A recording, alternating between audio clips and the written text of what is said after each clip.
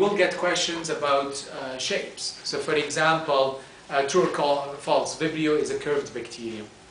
True, right? Vibrio has one curve. What's the difference between a spirochete and a spirillum? Remember, a spirochete has many turns and it is very flexible. A spirillum has few and it's very rigid. So that's a true and false question right there. What is a fusiform? Right? Remember, a fusiform looks like this. That's a fusiform. That's a Vibrio. So if you have many, that's a spirochete. The spirillum might have two. That's a spirillum right there. Also, be able to answer questions about higher arrangements. Okay. So for example, what's the difference between strep and staph? Strep is cocci in chains. Staph is cocci in clusters. What's a sarcine? Cocci in packets of 8, 16, or 32, right?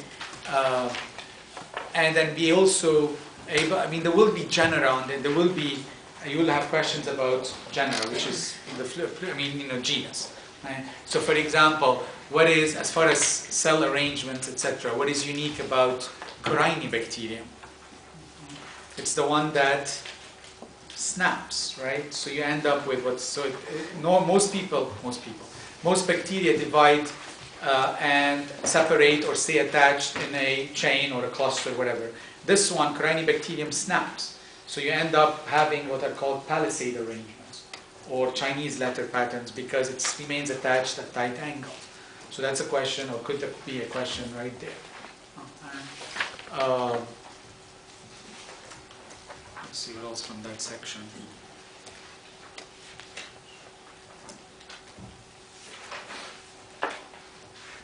Chlamydia. Okay. That's another important organism we've gone over. Chlamydia has two, and then terms. If a bacterium exists in more than one shape, they're called cleomorphic, right? Mycoplasma is an example because it has the reticulate body and has the elementary body. Okay. We talked about Arthrobacter that starts out as a coccus, then a rod, then back to a coccus. Mycoplasma is pleomorphic because it is.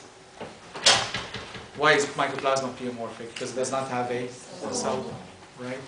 So again, what I just described in 2 or 3 minutes is probably 5 or 6 points out of those 90. Right? Now, as far as microscopy is concerned, you do have to know the stains, and then most of these stains you've already done recently in the lab when you're doing your unknowns.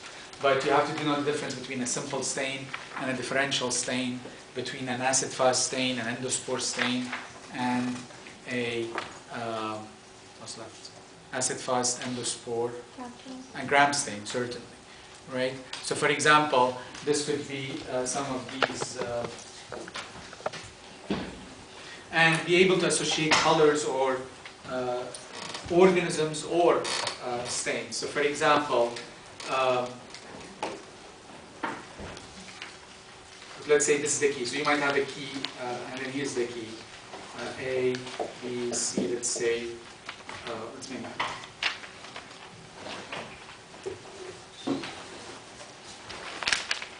Okay, so here's my C. A is gram stain. B might be acid fast. And then C is endospore stain. And D might be 2 or more of the above. Okay, so and then here's first question.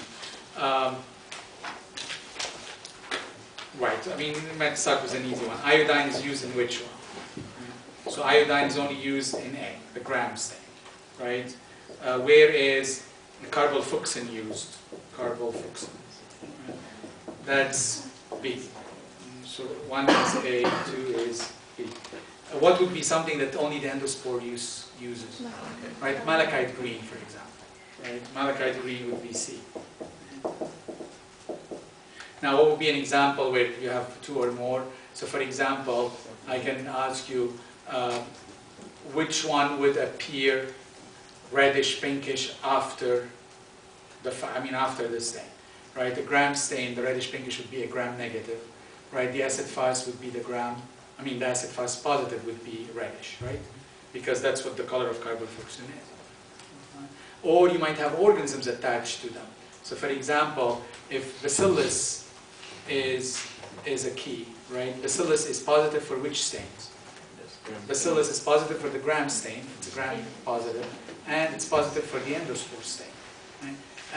What about Mycobacterium? Mycobacterium is positive for acid-fast and actually gram positive. Mycobacterium is a gram positive. It stains weakly, so that's why we give it the acid-fast stain.